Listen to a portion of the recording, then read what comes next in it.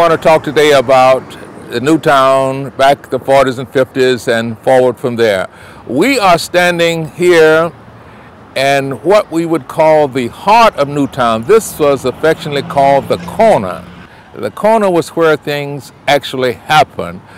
We had Humphrey's Drugstore, which was right here.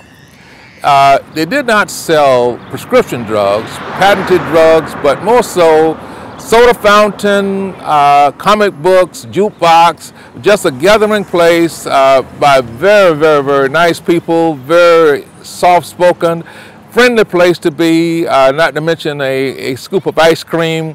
But this was the gathering place to just, it wasn't loitering, it was just a place to be. Across the street from Humphreys was Can's grocery store. And he then bought and built this building across the street. So you had a grocery store there, you had a restaurant next door to that, and a dentist shop, a dentist office there also. Just a few steps down, Mr. Jack Jones and Miss Mary Emma Jones, his wife, owned that property. There was a patio outside with umbrellas and concrete picnic tables. There was a cafe, and that was the place in town for barbecue sandwiches. That was it.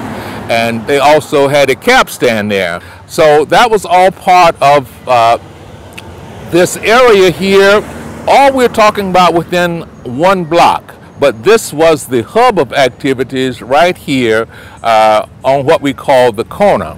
All right, the world famous J&L barbecue. We got us a little chicken going. We got us some regular ribs going. And we got us some dry rub ribs going. My grandparents, James and Lois, opened this place up back in 1965. As far as I know, this is still the oldest black-owned restaurant in Sarasota. I started here when I was about 12 years old, working weekends, holidays, things like that. It's taking care of the family quite well, and hopefully I can get it up and going again. This is the original sauce we've been using since the early 60s. If it ain't broke, don't fix it. He stopped working here in 2000.